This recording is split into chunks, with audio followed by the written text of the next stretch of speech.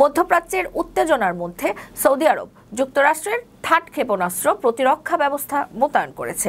এটি স্বল্প ও মধ্যম পাল্লার ক্ষেপণাস্ত্র শনাক্ত ও প্রতিহত করতে সক্ষম। তবে মার্কিন সংবাদ মাধ্যম অনুযায়ী ইসরায়েল থার্ড সিস্টেম ব্যবহার করেও ইরান ও ইয়েমেনের হামলা থামাতে পারেনি। বিশ্লেষকরা বলছেন এই পদক্ষেপ মধ্যপ্রাচ্যের কৌশলগত ভারসাম্যে বড় পরিবর্তন আনতে পারে। মধ্যপ্রাচ্যের উত্তেজনাপূর্ণ পরিস্থিতির প্রেক্ষাপটে আকাশ প্রতিরক্ষার সক্ষমতা জোরদারের বড় পদক্ষেপ নিয়েছে সৌদি আরব। যুক্তরাষ্ট্রে তৈরি terminal high altitude area defence বা থার্ড ক্ষেপণাস্ত্র প্রতিরক্ষা ব্যবস্থা আনুষ্ঠানিকভাবে মোতায়েন করেছে দেশটি। এর মধ্য দিয়ে সৌদি আকাশে যুক্ত হল একটি উচ্চ ক্ষমতাসম্পন্ন যুদ্ধ প্রযুক্তি। সৌদি প্রতিরক্ষা মন্ত্রণালয় এক বিবৃতিতে জানায়, থার্ড সিস্টেমের প্রথম ধাপ ইতিমধ্যে কার্যকরভাবে মোতায়েন করা হয়েছে। এটি স্বল্প ও মধ্যম পাল্লার ব্যালিস্টিক ক্ষেপণাস্ত্র শনাক্ত ও প্রতিহত করতে সক্ষম।